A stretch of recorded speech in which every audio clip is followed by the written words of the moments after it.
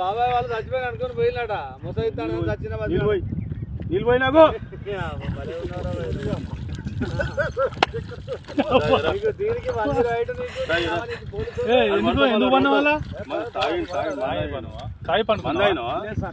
ఎందుకు అనుకున్న వాళ్ళ ఈ చల్లదనానికి ఎండకు చేయలేక కన్నీకి ఓడిపోయి వచ్చాను కన్నీకి పొయ్యి ఓడిపోయి వచ్చిన గెలవలేక ఏం చేసావు 10 రోజుల నుంచి గణేట్ చేత నాతో గట్టించి నా కష్టం దోచుకొని గణేట్ రాయ్